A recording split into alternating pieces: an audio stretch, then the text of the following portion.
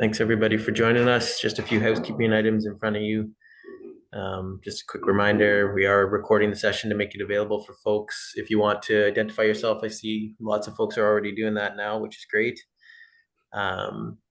We will facilitate question and answer with people. So if you raise your hand or type your question in the chat function, we'll be sure to ask Rob questions during the presentation.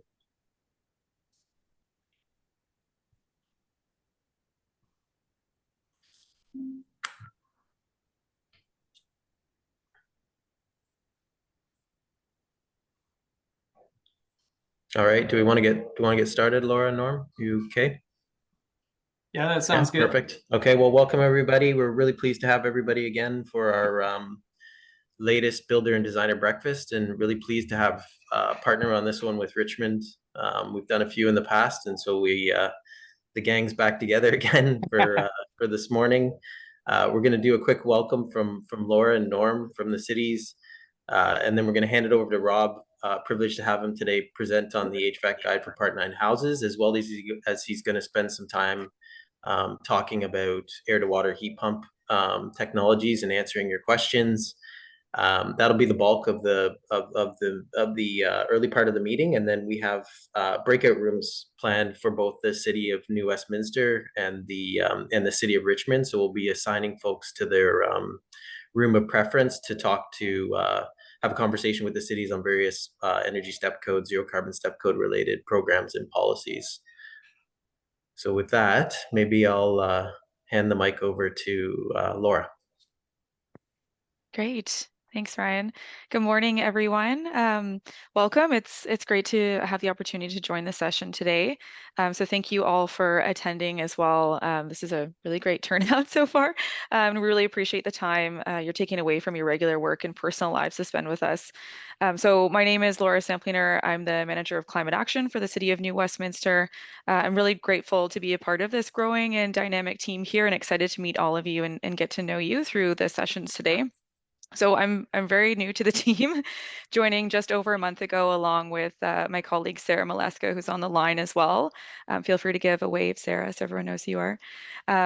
So Sarah is our new community energy and emissions specialist, and so she brings with her lots of experience from being on the Township of Langley's Green Buildings team for over the past few years. There's a couple of points on the slide as well, just to get to know us a little bit. And I just wanted to start things off with a land acknowledgement as well. And I'm actually going to do two today, so bear with me. So first, I'm actually working remotely today. So I would like to acknowledge that I live and play on the ancestral and unceded homelands of the Coquitlam, Tsleil-Waututh, Musqueam, Squamish, Katzie, Kwantlen, Kakite, and Stolo peoples, and extend appreciation for the opportunity to live on this territory, which is also known as Port Moody. And I would also like to acknowledge that I have the pleasure of working on and representing the City of New Westminster community today, and that is on the unceded and unsurrendered lands of the Hul'qumi'num speaking peoples. And we at the City of New Westminster acknowledge that colonialism has made invisible their histories and connections to the land. And as a city, we are learning and building relationships with the peoples whose lands we are on. So please feel free to share the Indigenous lands and territories in the chat that you are calling in from. And if you are unsure, actually, there's a really great website, which I'll post in the chat in a moment. It's called nativeland.ca, and you can actually see the territory and Indigenous lands that you are on. So I'm really looking forward to the learnings and connections today. And with that, I will pass the virtual mic over to Norm from the City of Richmond. Morning, everyone. It's absolutely great to actually do this, bring this a 2-hour event as a duo city hosted event. You know, both cities, City of Richmond, City of New West, have been leaders in adopting the STEP code and really working with our local builders, designers, architects, EAs from the early stage and through all stages on this. So this event is kind of a reflection of that, and it's fantastic to actually bring the kind of experts that we have in the room to present this morning, as well as advise or answer questions in background on this. And I'm working from home today in Vancouver, which is the unceded and unsurrendered territories of the Tsleil-Waututh, Musqueam, and Squamish peoples, Indigenous peoples who have been in this place for thousands of years, and walking the path of reconciliation. Just want to recognize that. I'm joined here today by my awesome team, Nicholas Heap, who's our sustainability project manager at the City of Richmond, and Mohammed Hossein Radar, who is our building energy specialist in our building department at the City of Richmond. So both myself, Nicholas, and Mohammed will be available, and especially in the breakout session as we bring folks through a specific presentation to our builders, our Richmond builders, specifically on an adjustment we've made at step 5. But more on that later, and the results around that. I'll turn it back over to Ryan. Awesome. I was thinking, Norm, this is our City of New Westminster's 25th Builder Breakfast, and we've been running these sessions since it was stretch code. So before even it was called step code. Yeah. All right. Well, pleased this morning to be joined by Rob Pope, who's a partner in Ecolite Energy Solutions. I personally have had the privilege of learning and collaborating with Rob over the past decade and trying to absorb as much sort of HVAC, mechanical, building performance related knowledge as he's able to share.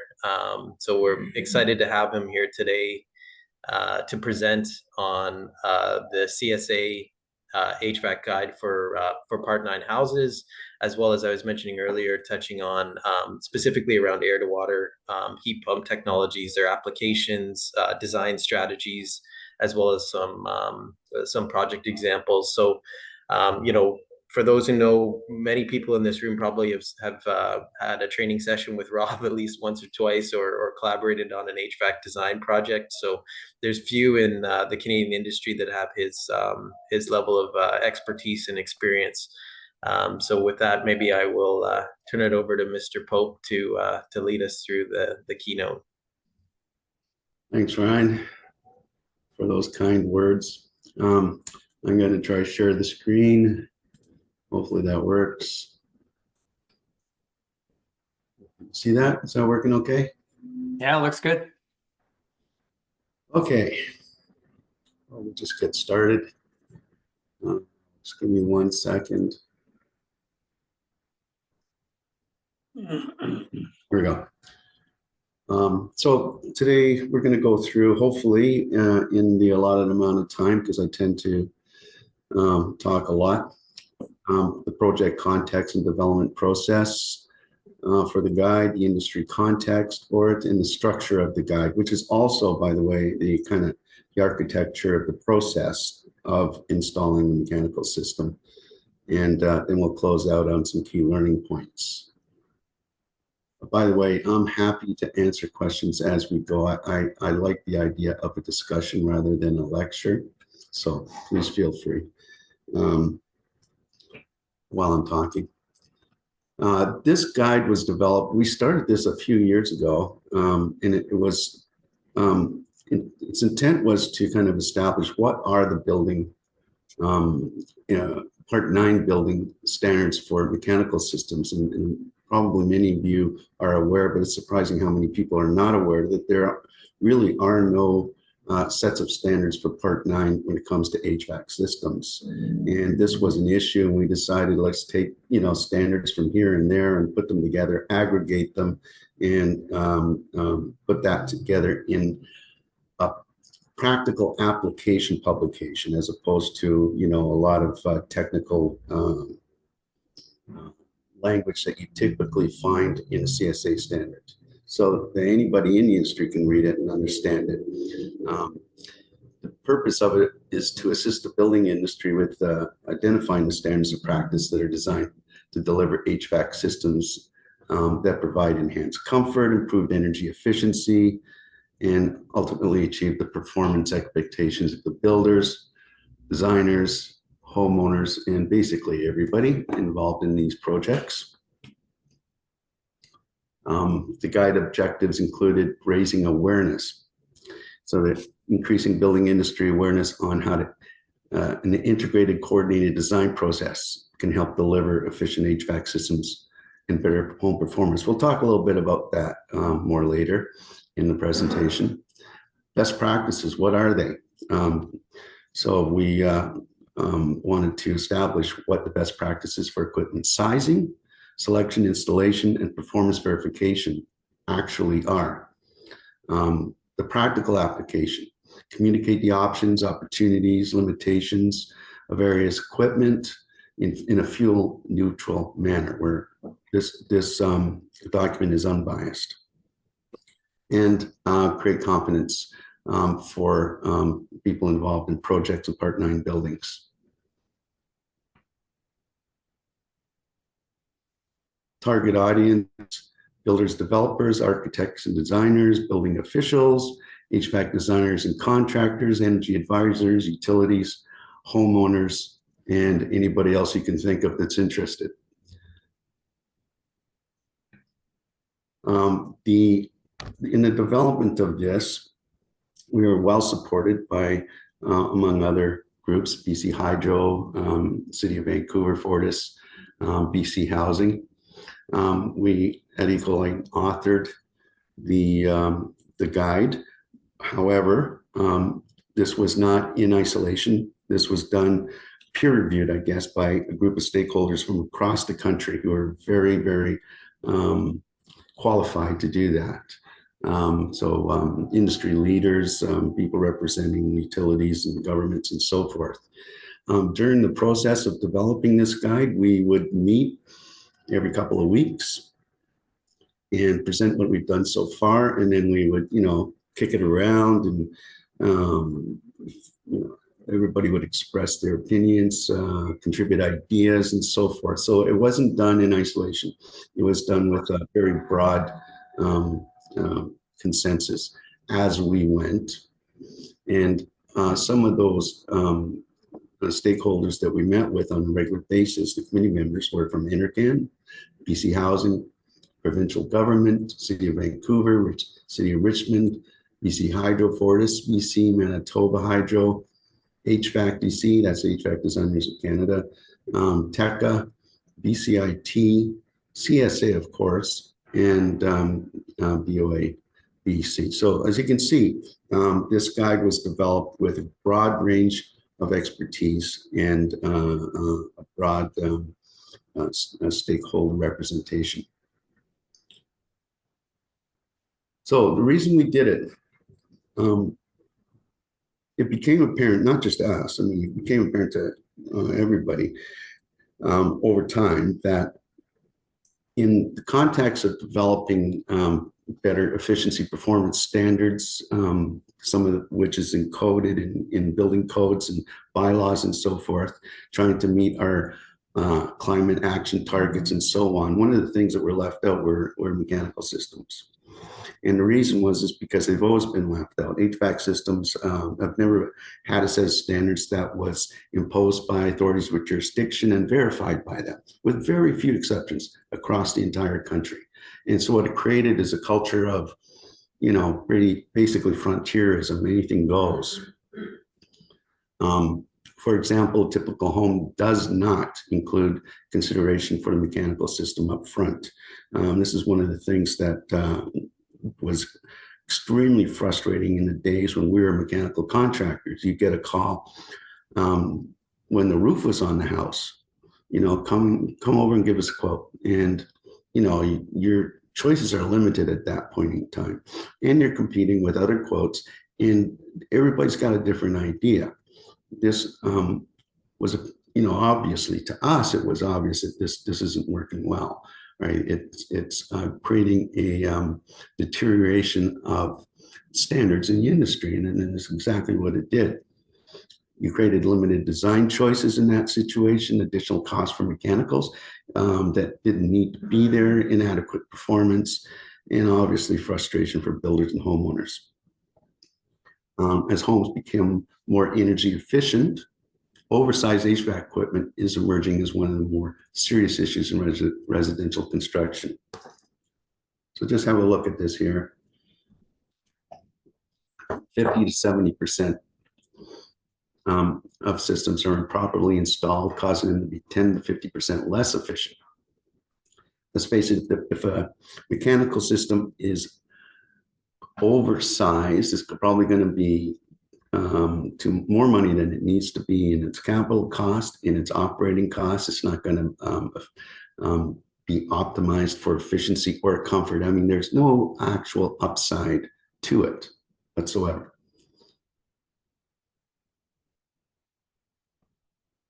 So the current landscape, but it's evolving. It's not static. But the landscape that this design guide came out of, and to a large degree, this is the landscape we're still in, although it is evolving, is that load calculations, for one, is done by, well, you can see the picture here, it's rule of thumb most of the time, unfortunately. Design, you know, if the design is perfect, there's no problems, everybody's happy, that's probably a coincidence more than a coordinated effort to make that happen. And verification and commissioning, to say it's infrequent is probably a bit of an understatement, and it's pretty rare to do thorough proper commissioning as you would with a Part 3 building, for example. Best practices in HVAC design would start with a load calculation, and not just any load calculation. There's been many of them on the market, but over time we've honed in on one methodology so that we can do a load calculation over and over again on any house and come up with the same results, where before we had many load calculation methodologies on the market and they all come up with different results, and you know, who knew which one was right? So we've sorted that out with the CSA F280-12 load calculations. And this is the foundation. You mess this up, everything after will fall on it. It's just like a foundation to a building. You know, if the load calculation isn't done, or if it's not done correctly, everything on top of that foundation is vulnerable in a precarious situation. Integrated and coordinated design between builders, architects, designers, mechanical designers, and so on. All that means, integrated design is just a fancy term for anybody who has an influence on the project get together. That's, you know, homeowners and architects, designers, builders, and so on. EAs get together before you start building, so that all your options are available to you, and you can coordinate and tweak and do whatever you need to do to make everybody happy. Best practices would also include an HVAC design. So once you've gotten together that so-called integrated design process, then the design is just an articulation of the strategies and decisions made during that integrated design process, so that you can see it. Now you can hand it over to contractors and everybody else to use as a plan to do the installation. And verification. And verification comes at the end before occupancy. This is best practice and it's not done. But when it doesn't matter how well you design the system, if it's not executed correctly, it all falls apart. And it's at that time before occupancy that you want to make sure it is, you know, that delivering the design targets that you had in mind. You do a shakedown before the homeowners take over to see if there's component failures, balancing requirements, all that kind of stuff. You want to verify that the system is working as you expect it to. And if there are issues, you can deal with them before occupancy, because that's the last thing you want is to find out that there's problems, you know, late on a Sunday night in the middle of winter.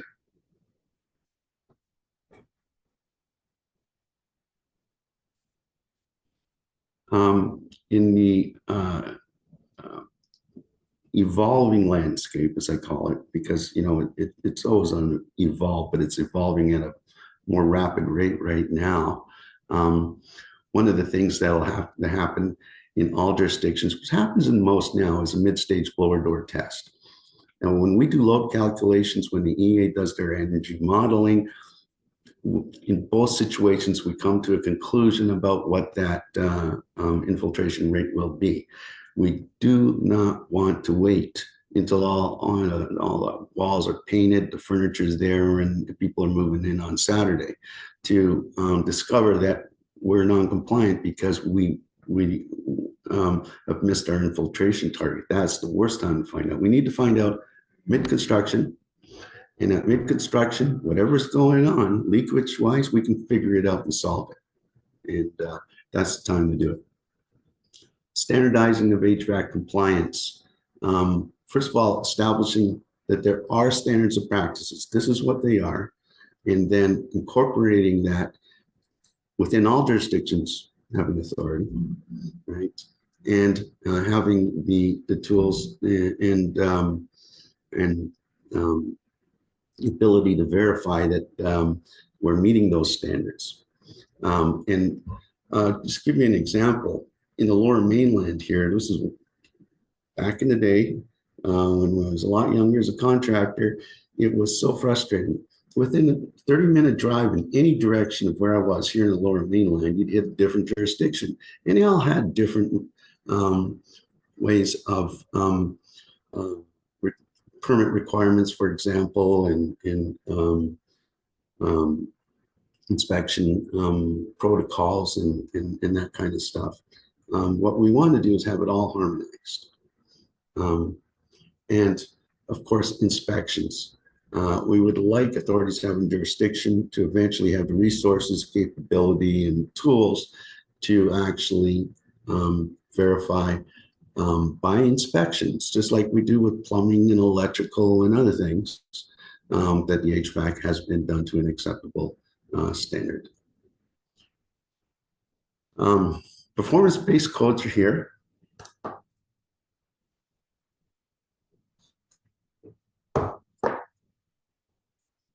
The new national model codes also introduce an incremental approach of tiered code systems to achieve building energy efficiency through a series of performance-based steps. The step codes and carbon code, which is coming. Climate change is a priority for all levels of government, federal, provincial, and municipal. Compliance and verification is evolving, and it's evolving very rapidly. Provinces and municipalities right now are all taking different approaches, but hopefully, as I said before, those will be harmonized. Technologies, they are evolving quite rapidly as well. We have gone from single stage to two stage to variable refrigerant flows. And now we have cold climate heat pumps that can deliver capacity and efficiency in very significant sub-zero temperatures. You know, that's quite an evolution and a very significant one. Also, consumers are more sophisticated. There was a time not that long ago, probably, when we first started as Ecolite, you know, we would have maybe 10% of our clients were willing to spend the money and do whatever is needed to have a system that lessens their carbon footprint. That number, that percentage of our clients has gone up exponentially. It is a very significant portion of our clients, which is homeowners, demanding the systems that will deliver not just comfort and energy efficiency, but also lower their carbon footprint. The other thing as well is consumers have access to Google, the internet, and their buddy down the street that had a system put in. And so there's a lot of information in their head that you have to make sure you navigate through and sense check, correct, because after all, part of our job is to protect the homeowners from themselves, right? So we don't want misinformation and myths determining what strategies we're going to use to deliver, you know, the most appropriate HVAC system. These all, the last two pages, these are all the things that are creating disruption in the industry right now. And the reason we're talking about this is because it not only informs the standards of practice in that builder's guide, but it's also emphasizing that we're in a time of disruption, market disruption, and that always creates fear. Fear is often expressed usually by the industry of, we're not ready for this, we don't have the capacity to do this, we don't want to do that, you know, those kinds of things. It's changing the way you do things. It's not always easy, but it's necessary. And as far as I'm concerned, it's actually a time of opportunity. You know, if you look at it that way, there's a lot of opportunity from a commercial standpoint. So as I said before, the design structure is these stages, but these stages are also the stages for the process of determining a strategy, executing that strategy, and verifying that strategy for an HVAC system installation, whether it's new construction, or even a retrofit. So first stage is discovery. We want to discover what's the expectations, what's the budget, what's the energy targets, all the things necessary to inform the future stage of design and installation and everything else. Stage two, once you've done that, you do the load calculations. That gives you the empirical data that informs equipment selection. You got to do the equipment selection before you do the HVAC design. You got to know what equipment you're using, so you know how to design the flows and pressure drops and all that kind of stuff, zoning, what have you. The HVAC design, of course, is, you know, just simply the articulation of all that came before the first few steps. It's not, you know, a one undone thing. You know, you usually do a design and then you kick it around with the team and adjust things and tweak it and so on, so that everybody's happy with it, and then you put it into the installation stage. And the installation stage is exactly what it suggests. You're installing the system that everybody's agreed on. The only difference is that you're verifying. You want to make sure the installation is meeting the design intent and is being done to an acceptable standards of practice, of course. At the end, but not the very end, is the performance verification. As I said before, we want to do the shakedown. We want to make sure there's no component failures that we have to go back to the supplier and get a replacement part. We want to make sure everything's balanced, that all controls are working properly. We want to make sure that it is delivering the performance that we expected it to deliver, and more importantly, that it's ready for the homeowner to occupy. And then finally, when it's time for the homeowner to take possession of the building, which includes the HVAC system, of course, we want to make sure they know all about it. We want to make sure they have all the documentation, all the warranty stuff. They know how to change the filter, how to operate their thermostat, you know, all the expectations of maintaining that system. So the integrated design process, I'm not going to spend too much time on this unless you have questions, because I think it's kind of self-evident what it means. We want to do things differently than we used to. Remember, I said we would always get a call when the roof is on, the house is already built. Of course, you know, the structure's up. You don't have a lot of options compared to before the structure's up. When you know the aesthetic, the design of the building, right? Everything that goes into the building, the structure, everything can be manipulated, adjusted, and so on to achieve the best result. That's when you want to have the HVAC designer or contractor, whoever's going to design the system, in on the project at that stage while the options are still many compared to when the structure's up. This will save money down the road, change orders, missed expectations, project delays, and so on. You're loading up the front of the process with the design, coordination, consultation, and all that kind of stuff.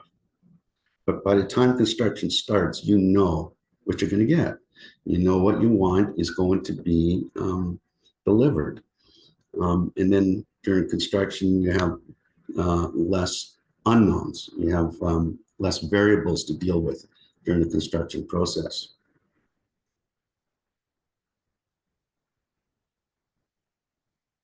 So this is just illustrating a few of the things that I just talked about. The integrated coordinated process is, and we can't get caught up in that formality of IDP, you know, where you charades and, you know, fancy terminology and all that. All it means is you get together people who can make the decisions up front, and you work out what's the best arrangement based on a whole bunch of criteria, budget expectations, compliance requirements, and so on. You do that upfront instead of as you go, right?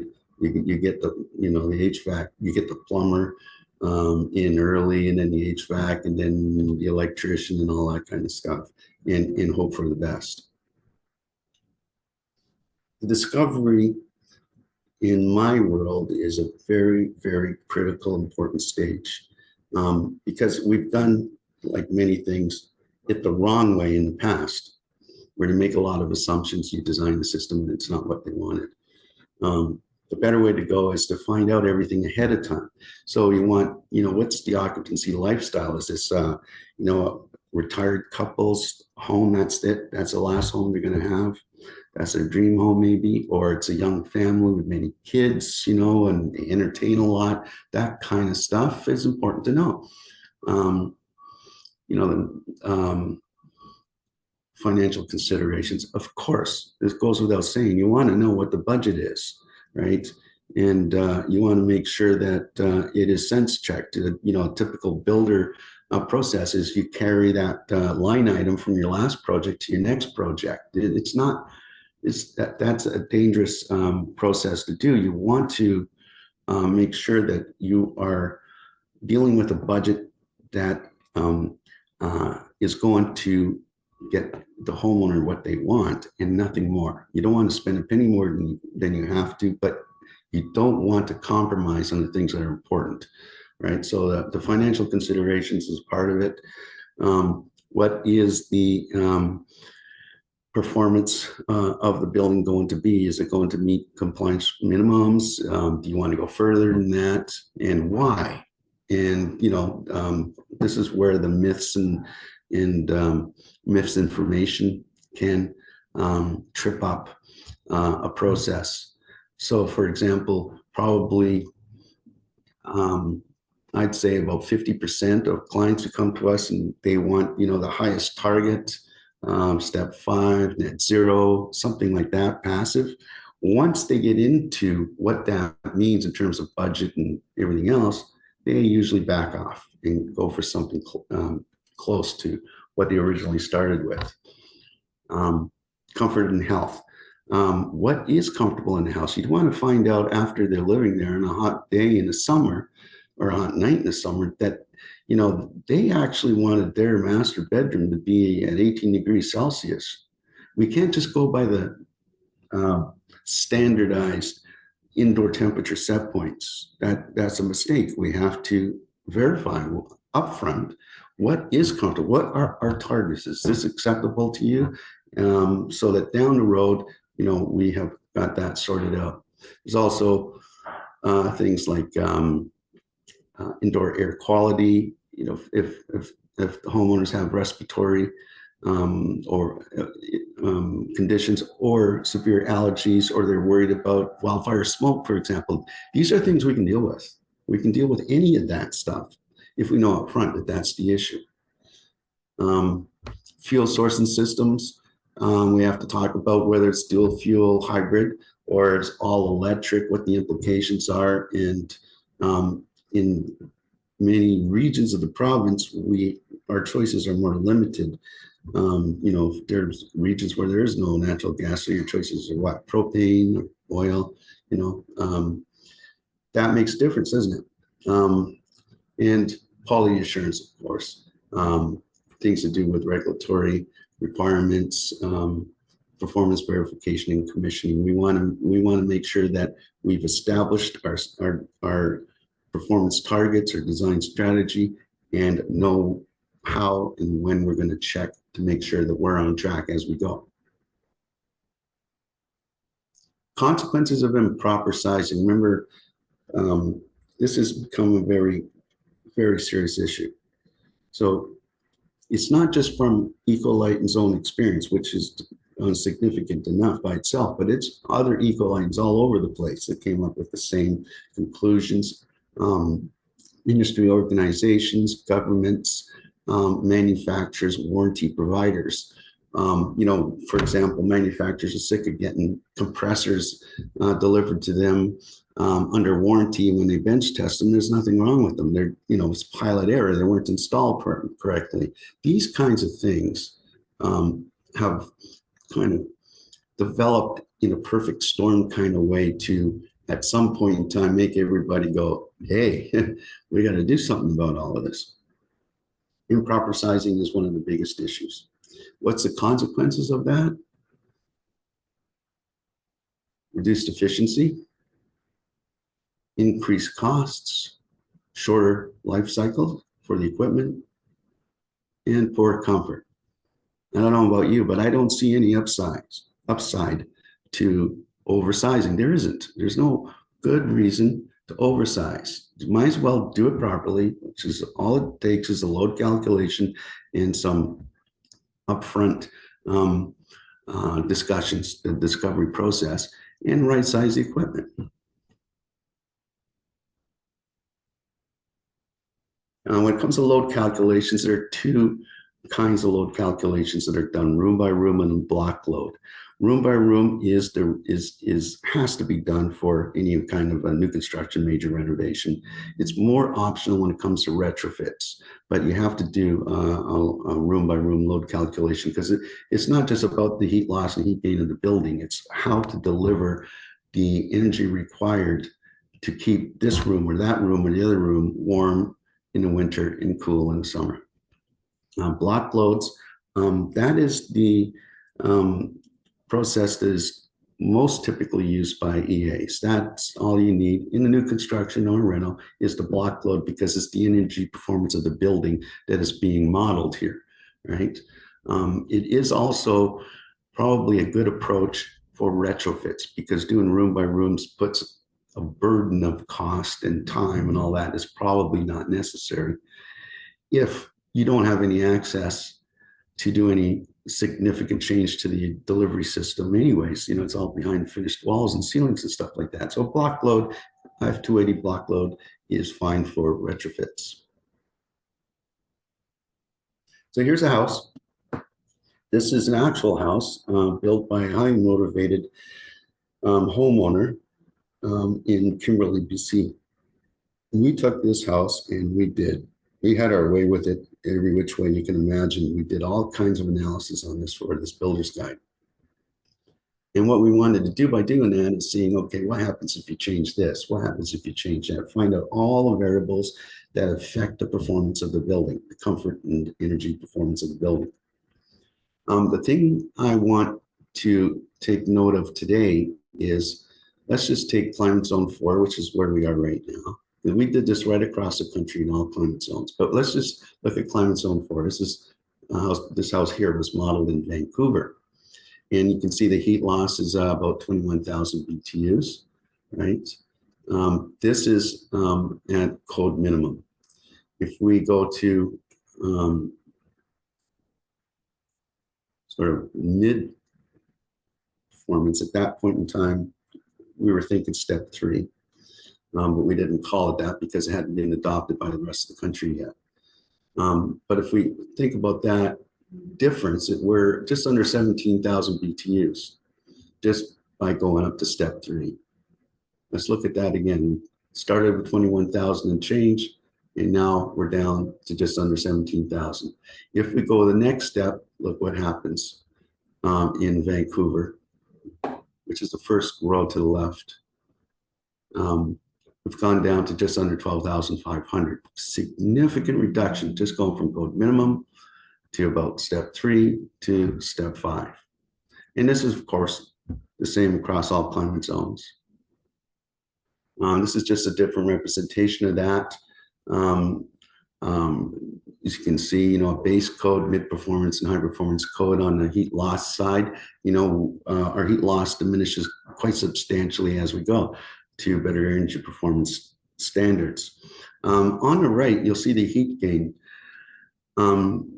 it's relatively flat, right? Relatively flat, doesn't change as much. And I just want to get into the reason for that. And it's pretty important to keep this in mind. Let's take a house that's code minimum. Whatever its heat loss and heat gain is, what you do know as you go up the step code to step 3, better performance, what you're doing essentially is keeping the heat in, making the house so that heat doesn't get lost through the walls as fast. It's better and better as you go up the code levels, step 5 especially. The ability of the house to keep the heat in the house is much better. It means you don't need as much mechanical or HVAC to deliver comfort in the wintertime. The one thing that doesn't change along the way is internal loads. It's the same amount of people in the house, whether it's code minimum or step 5. And so your internal gains are the same, no matter how good the house is at retaining heat inside the house.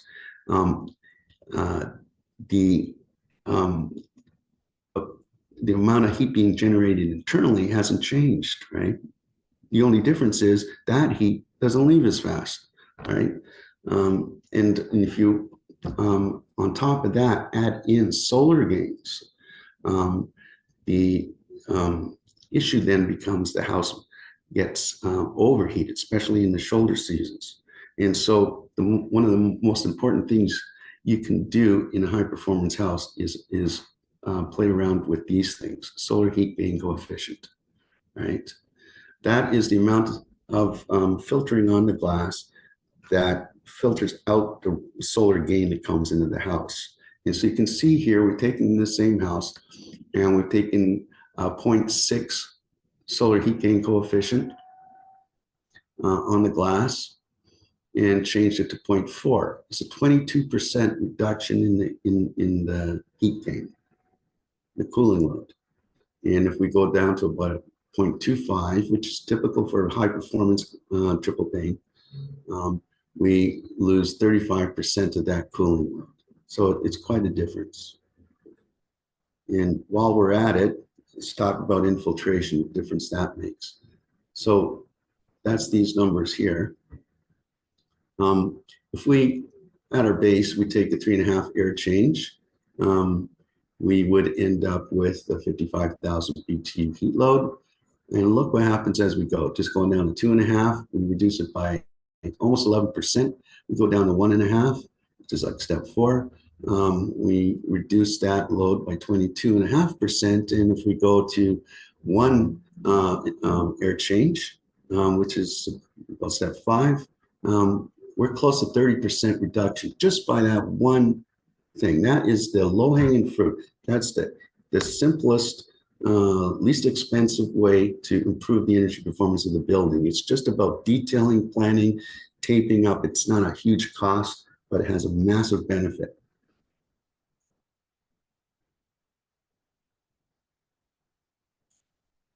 Before determining your energy performance targets, what you need to know, of course, is compliance with the authority of jurisdiction, availability and suitability of the energy source. And now we're talking about do a hybrid versus all electric, really. And you don't want to do a hybrid system if you got if all you have is propane or oil, for example. So then there's a lot of regions. In fact, between Horseshoe Bay and Squamish, there's no natural gas. Where I brought up my family on Bowen Island, there was no natural gas. So I'm intimately aware of, the other options that like propane and oil. They're archaic, expensive, not good options. Of course, no amount of consideration can happen without considering the budget. And we have to think about the capital costs and operating costs, not one or the other. It's both. They matter. So that you can create a value equation out of it. Homeowner interest and motivations, of course, and the accelerating climate change policies and environmental impacts.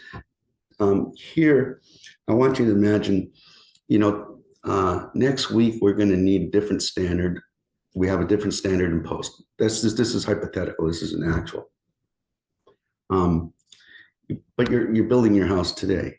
So you build to today's standards, not next week's standards. But all the houses in your neighborhood are going to be built to next week's standards very quickly. And down the road, 10 years, whatever, you're the one on the street with an older standard. That's something that matters, I think, from many points of view, especially a resale point of view. Distribution system. All systems are available. It can be baseboards, it can be hydronic and floor, forced air combinations, all of that kind of stuff. As you get up the ladder in the performance level of the energy performance level of the building, radiant heat in the floor becomes more and more challenging as an option. We have to keep in mind in a larger context, not just here in BC, but throughout North America, about close to 90% of all homes are forced air. There's a reason for that. But it's not uncommon to have a combined system in little specialized markets, little pockets here and there in North America, and the Lower Mainland is one of them. When you're thinking about what kind of distribution system you want, some of the considerations are this: heat distribution, zoning capability, cooling capability. Of course, you need forced air to deliver cooling, indoor air quality and health concerns. If you want to control the quality of that air, you're going to need some form of forced air. Radiant alone and an HRV isn't going to do it. Integrating ventilation is something to consider. How complex is the system? So installation and maintenance, of course, space limitations, aesthetics, noise level, and of course, budget. These are the things you think about when you're thinking about what kind of a system am I going to put in there. Once you figure that out, then you've got to choose the equipment. How you choose the equipment is going to be based on what you've learned from the discovery and the load calculations, the efficiency and capacity from equipment specifications. Yeah, somebody has to do their homework and their diligence and look into the efficiency curves, capacity and fan performance curves, third-party efficiency ratings, all that stuff. Installation and maintenance requirements, supply chain and product support for the project location. As you can imagine, we work all over the place. And so there are a lot of areas where, you specify something, say a Mitsubishi, right? Well, nobody anywhere in that area has ever put in a Mitsubishi. There's not even supplier, there's no product support, right? Or a Daikin or a Trane or whatever the product is. You want to make sure it aligns with the regional market conditions that you're in, right? You don't want to count on a product that you can't get or is not well supported in that region. And of course, space restrictions, noise levels matter. The high tier equipment in most products, is usually pretty quiet, but you can go for budget reasons down to the next tier. Of course, it's going to be noisier. Electrical service requirements, not oversizing the panel. The guide goes through all that, by the way. Goes through all different kinds of equipment. It's upside, downside, where it's appropriate and all that kind of stuff.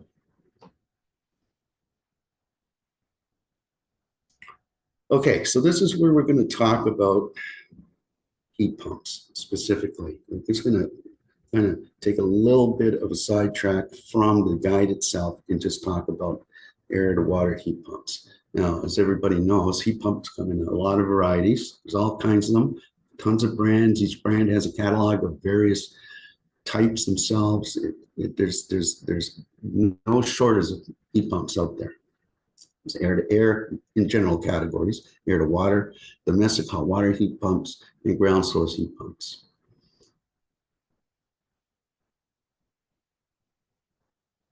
So this is where we get into a bit of controversy. So as homes become more efficient at retaining heat, the heat loss diminishes. Remember I talked about, you get better at keeping the heat in, right? It goes down quite a bit compared to the heat gain. The heat gain kind of stays static. Especially if you go into more clear windows, not only is the heat being staying static, it's actually going to increase. If you try to get passive heat in the wintertime by using clear windows, you're going to get a lot of solar gain. And this creates a situation where it's not uncommon for the cooling load to become more dominant. This is very, very, very common. And for this reason, as homes are better in their energy performance, it's becoming more practical to supply the heating with forced air rather than radiant systems. I spend a lot of time talking clients, architects, designers, builders, and homeowners out of radiant systems. I'm not always successful at it, and every once in a while there's projects where the radiant is most appropriate. But most of the time it's pushing against an open door, because once they understand the facts, most homeowners change their mind about radiant. And one of the reasons is radiant systems are slow reacting and tend to over-condition spaces, especially during shoulder seasons, which is most of the time.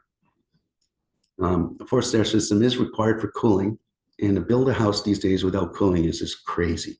It's like try to buy a car without air conditioning. You're not going to find one, probably, unless it's old. To me, it's nuts to think about building a house in BC, with very few exceptions, without cooling. So you need forced air for that, and you need to force air for your indoor air quality anyway. Some form of forced air should be in that house, whether it's minimal just for ventilation and indoor air quality, or whether it's for forced air. So if you put that forced air system in there, it is just as effective as a radiant system of delivering heat. So if you put that and a radiant system in there, now you've got a redundant heating system. And guess what? In a 3,000 square box of a home, that's probably $40,000, $50,000 of extra money you didn't need to spend. And the more complex the geometry of the home, of course, the more it goes up. And it's an expensive proposition. When code minimums didn't include the energy performance that we have now, like step codes, I think 20 years ago, 25 years ago even, houses were built leaky. They were drafty houses. And if you put a forced air system, it was a challenge, because you're trying to control something, that the air in the house, it's coming and going because the drafts amplify the stack effects. And it's hard because it's a very challenging dynamic to try and control. But in forced air in those houses wasn't easy. But radiant was fine, because radiant didn't matter what the air was doing. It was heating the objects, and you were one of those objects. But that's changed. That has changed completely. Now we have tight homes. We have very little dynamic to deal with in terms of air coming and going and stack effect and all that stuff. That's very easy to control now. Putting a forced air system is a piece of cake if you know what you're doing and you do it right, to deliver just as much comfort as radiant can. But if you put a radiant system in that house now, compared to the house 25 years ago, now you get a little bit of solar gain. The sun is shining. It's the end of September or sometime in October. You've got the same internal heat gains as you always had. If that radiant system was on and you say, turn it off, I don't need to heat anymore, it's going to turn off, but too bad, it's still going to deliver heat. There's a lot of mass there, right, that has to cool down. Meanwhile, your solar gain is coming in, your internal loads are there, and you can over condition. Guess what you got to do? Open windows or do something, or bring the cooling on. It's not a great idea in most cases in the higher performing homes. Hey, Rob. Yeah. Rob. So I just wanted to do a quick time check. Probably got about 20 minutes or so. Okay, great. Thanks. Okay.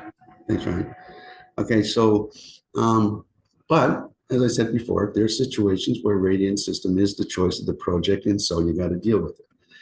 And when you have a radiant system in our current and evolving reality, you're going to need an air-to-water heat pump.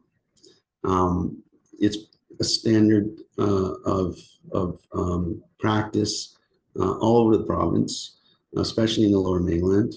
And it is going to be eventually the only choice you have, right? And so some jurisdictions have gone ahead and, adapted and adopted heat pump air-to-water technologies and processes in industry capacity and that kind of stuff. And it has been successful. Air-water systems are just as efficient as their air-to-air counterparts. It's no difference. You know, some are good, some are bad. You got to, you know, choose the one that's most appropriate for the project, but it doesn't inherently give you a choice that's any less than an air-to-air system. An air-to-water system can be just as efficient as the best. Air-to-water systems can provide your space heating in the form of radiant, but it can also do it cooling because it can heat water, chill water, right? So it can do both your forced air heating, forced air cooling, radiant heating, and radiant cooling, and domestic hot water, at least preheating domestic hot water.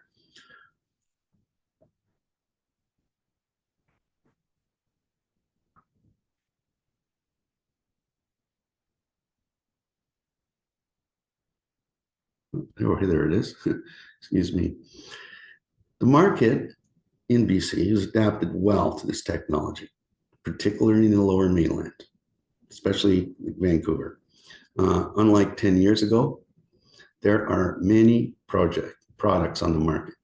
10 years ago, there was only a small handful, and so it was difficult. That's when we didn't have the scale in the industry to meet the requirements in Vancouver, particularly. But now we do.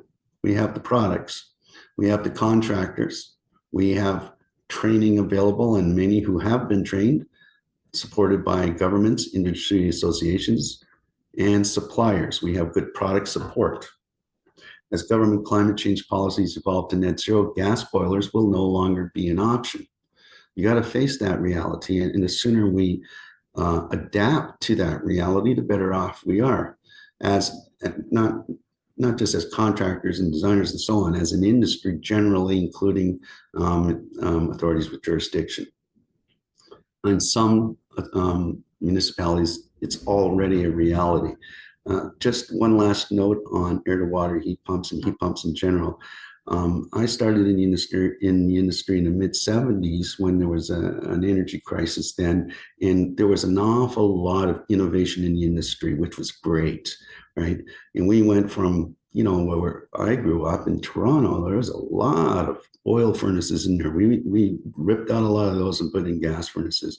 But the industry was screaming, you know, they were very unhappy with that whole idea of incentivizing the reduction and elimination of old technology, oil, right? We replaced those with this pilot-driven gas furnaces, 60% average efficiency when they were new, right? And then we went to 80% efficient, and the industry was crying and screaming about that. And then we went to condensing, you know, over 90% efficient. The industry was screaming about that too. Not all the whole industry, but, you know, loud voices were there, just as they are now with heat pumps and air-to-water heat pumps and not having boilers.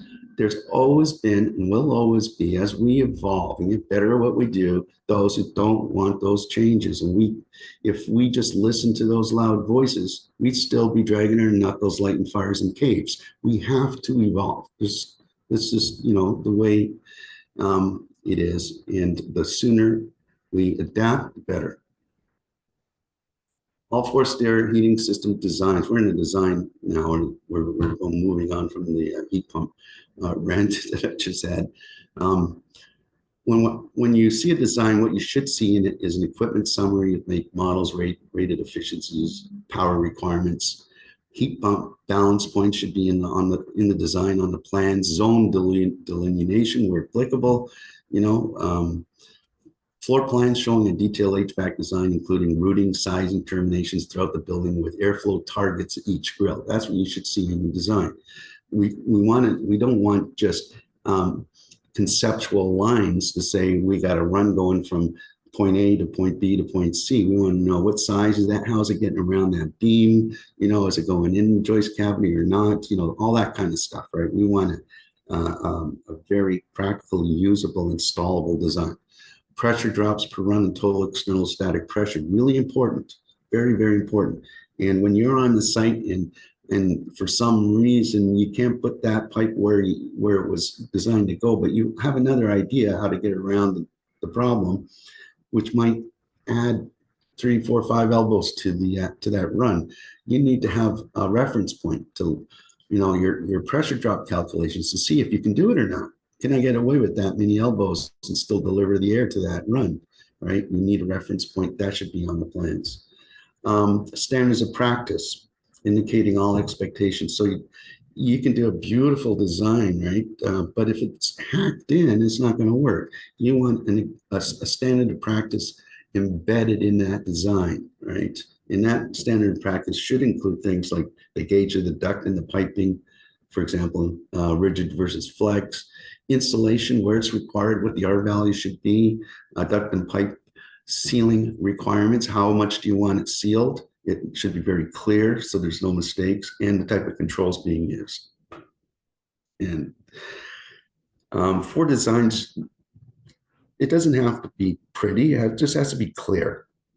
You can use a single line design, 2-line design, or a 3-dimensional design. And the reason a 3-dimensional design is in here in this presentation is because right now it's a bit of a luxury. We do this quite a bit on projects where budget is not that big of an issue, and they like that 3D rendering of the design. It makes it a lot easier.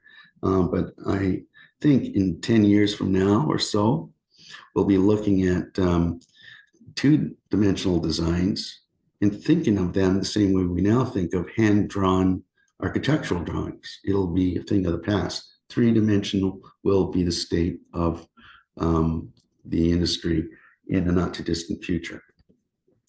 Here's a design. Here's the important things, as I suggested. Design intent, standards of practice, that's in A. Equipment schedule, that's in box B. The design itself, the plan view of it in this case, and the mechanical room layouts and sections. We need sections, especially in the mechanical room, because from a plan view perspective, it's pretty cluttered, it's easy to make mistakes because it's not as clear as it can be when you cut it into section views. That clarifies the details a lot better. For hydronics, it's not much different than what you just saw. The only difference is you're laying out pipes in the floor and manifolds wherever you put them. But you're also including another thing. So here's what it would look like compared to the HVAC design. So it's just pipe layout manifolds. But this is different. This is the schematic. This is the hydraulic schematic, how the water moves through mostly what's in the mechanical room, pumps and valves and all that kind of stuff, sizing of the pipe, pressure drops, all that kind of stuff. Ventilation design is pretty simple. It's a forced air design, really, just a simplified version of it. And it wouldn't look much different, just a lot simpler than a full-on forced air design. If you were designing a HRV only, in other words, a hydronic heated house, and you don't intend to have forced air in there for any other reason except ventilation, this is kind of what it should look like. When it comes time for tendering, getting quotes from contractors, if you have all this done and it's done well, now you can go out to multiple contractors and I'll give them all that same design, and they're quoting off the same set of specifications, right? And that way we get apples to apples in those quotes. They're all different ideas, with the person receiving the quotes, not sure which idea is the right idea. The prices are all over the place, not sure which one to do. So we'll get apples to apples instead of, the apple, the banana, and the hammer, which is typically the case. Trade selection, I don't want to insult anybody because I think most people, especially builders, already know this, right? Trade selection is pretty important, so however you do that, you might do it based on the best quote. You might do that based on, your established relationship with the contractor. There's many ways to select your trade. One of the things that you do need to do is don't share the HVAC design just with the installing contractor that's going to be installing that. you need to share it with everybody around that contractor to make sure that the plumber doesn't steal that part of the ceiling that you needed, that, the framers line the joists up so that, you've got the grill in the center of the window and not off to the side asymmetrically. It doesn't take much effort to know where you're starting your centers and cheat the joists to accommodate things like that. And electrical wiring, of course. Everybody's coordinated. So it is sharing that HVAC design with everybody and making sure somebody on site is helping coordinate everybody. Field reviews or inspections, as they're sometimes called, during construction. A field review should take place at the beginning, because what you were doing here until construction started was all conceptual, based on plans. And then you start building. Now the roof's on. What you want to do, ideally, is do a walkthrough with the builder and the installing contractor, and just verify that the joists, the beams, the structure is what we thought it was going to be, and that the design is going to work. And if there's tweaks, you can make them then. So it's just basically a design review. Before cover up of drywall, somebody has to, and ideally down the road, it'll be inspectors from the authority having jurisdiction. But in the meantime, it's the designers that need to do this, or somebody to go and verify that the HVAC system was installed as designed and meets an acceptable standard of practice. That the duct sizing and routing is installed as you designed it. If not, that the variations on that design still meet the design intent, that it's okay. You want to make sure the standards of practice are met. You want to make sure everything's sealed and all that kind of stuff. You want to make sure it's ready to go for cover up, right? That is pretty critical. That's at mid stage. And finally, before occupancy, you want, as a designer, my job is to make sure the installer did their commissioning. Most of the time they don't even do it, and I end up doing it for them. But it's to make sure that all the design targets that you built into the design is actually being met, and that the system operates as you expect it to. Those are the field reviews. So remember, as I said, it's the HVAC installer's responsibility.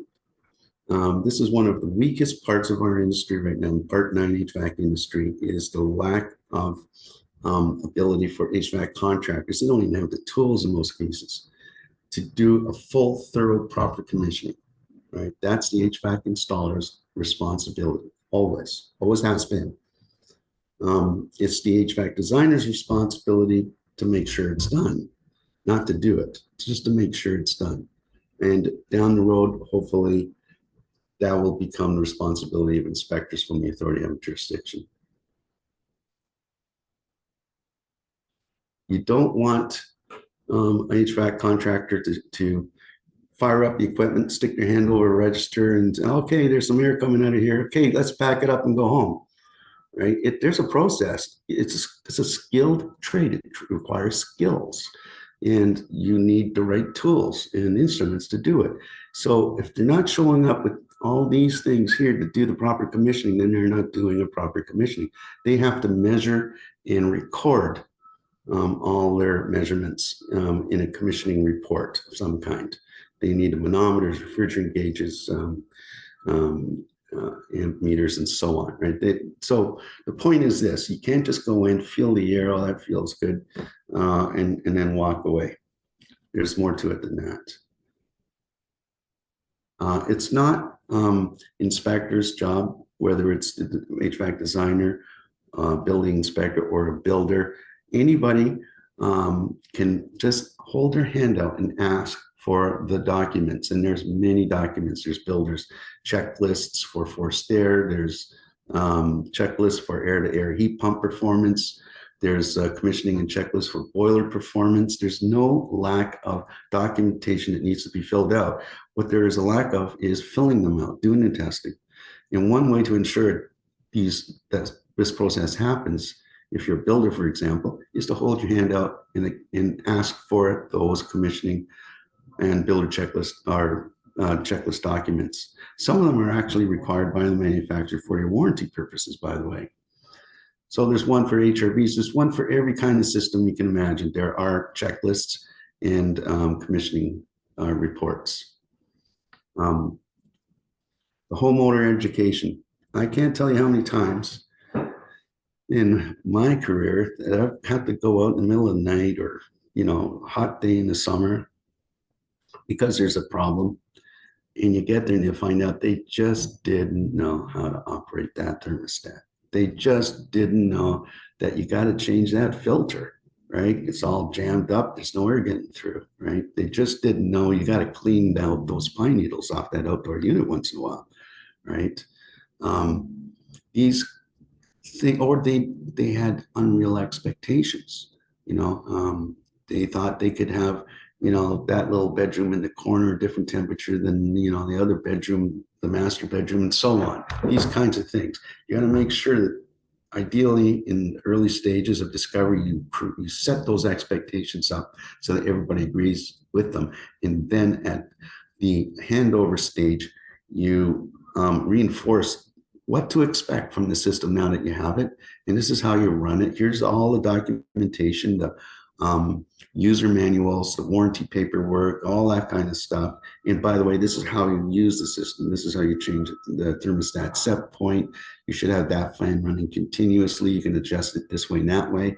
And here's how you get your remote connectivity to your device. Oh, by the way, this is where you change the filters. This is how often you got to do it and where you get them. All that stuff. You need to go through it all with the homeowner. And it's surprising that it doesn't happen as often as it should. With the equipment, of everything installed, the homeowner education's happened, everything's done. There should be a binder or something left on the site that has these things in it. All the designs and as-built modifications from the original designs that were approved. All equipment submittals and installation manuals, user manuals, all models with serial numbers highlighted, all warranty documents, final commissioning reports, startup checklists, all that stuff should be in that binder, all user manuals, of course, and maintenance schedules and procedures for all equipment. That should be in a binder. Here's your HVAC system. This is the binder that helps you maintain the comfort you paid for in this house. What are the next steps? Building industry awareness. We are rolling out this guide. We have been and will continue to be throughout the industry. The access to this guide is pretty easy. There's 2 websites here that you can access to get the free version of this guide. You don't want to pay for it, so why bother? You can get it through the community CSA group.org site. And the engagement with the industry is going to continue with building officials, industry stakeholders. We've got courses going on all over the place with mechanical contractors, workshops, all that kind of stuff. It's an exciting time right now. I wish I was 20 years younger because to me, this is a renaissance in the industry happening. And all I see is opportunity. Sure, it's not easy, but it is exciting. I think that's it.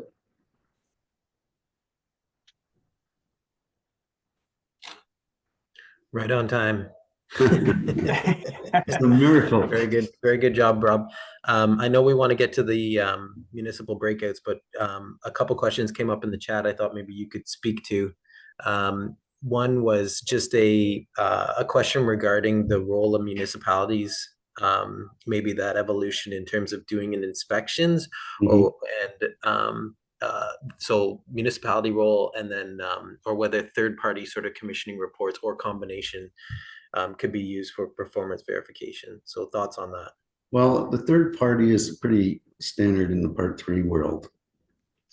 We don't want to go there if we don't have to. It is an option, of course, always to have third party do the commissioning. But what it does, it creates extra cost, where just think about it. If the contractors can just do what they're supposed to know how to do, all we need is a documentation, and we can verify that it's been done by that documentation.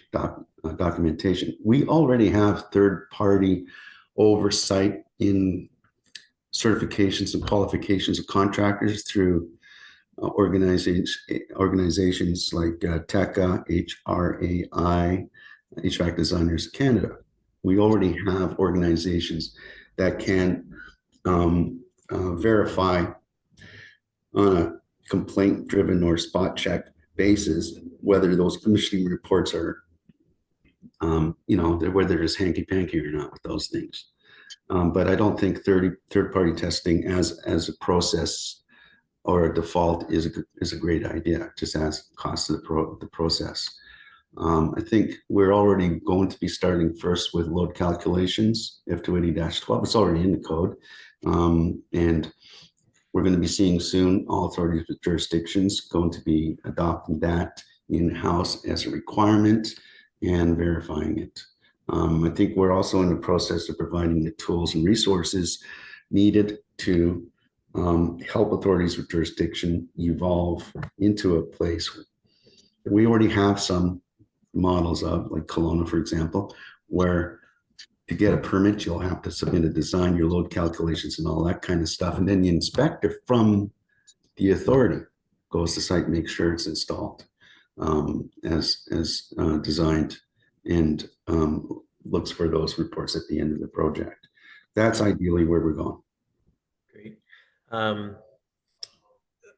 good question was asked around F280 calculations and coordination within the industry. It's funny, we've gone from nobody knowing F280 to now it's referenced about 18 times in the chat today. So that's great to see that people are much more aware and knowledgeable about the importance of load calculations and how they've been in the building code.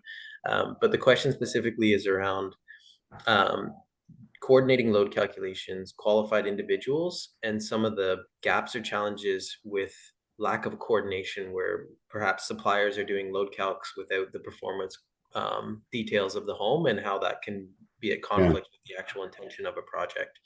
Yeah, actually that's a very sensitive subject with me, because we've seen so often where contractors go to their suppliers because it's a lost leader. Buy your stuff from me, I'll do the paperwork. And that's usually where the trouble starts. They actually, on those load calculations, indemnify themselves from any professional or economic liability. They have no skin in the game. Whoever's doing the load calculations has to have responsibility for that. We need to do a better job with creating consequences for that kind of activity with people who are certified through various organizations like TECA. They need to police better, much better. We've got a lot of work to do in that regard, because if you have a certification and you can just ignore the standards that certification implies you have, then it'll eventually become worthless. So that's one gap that has to be filled by better policing of those who have those certifications for doing load calculations. And you should have a certification for doing load calculations. I'm not sure if that answered the question or not, but yeah, you're good. You're good. yeah. Okay, maybe one last question. There was brought up just specifically about doing mechanical design of forced air systems, and thinking about when we are designing distribution systems for the loads, how we account for heating loads and cooling loads that maybe half the BTU size. So a little bit on the approach. For what? Designing two loads? Sorry, the concern was around if the cooling load is half of the heating load, how we're designing systems to deliver the required heating and cooling. Yeah, so there's a couple of approaches. First of all, generally speaking, you can create more heat, but you can't create more cooling. So you need to match the cooling load, right? At least match the cooling load. If your cooling load is half your heating load, that's a problem. You have what's called an unbalanced design condition. And so you've maxed out once you've achieved your cooling load to a degree. Remember, we're not precise. We don't have equipment that'll deliver precisely 36,000 BTUs when you need 36,000 BTUs. It'll be usually the next size up. There's some resilience in that, right? So some of the heating load can be managed by the modulating capacity of the equipment and the size of the equipment to take on some of that heating load that's beyond the cooling load in terms of BTUs. And then after that, then you have to decouple your heating from your cooling and add a supplemental or auxiliary heating.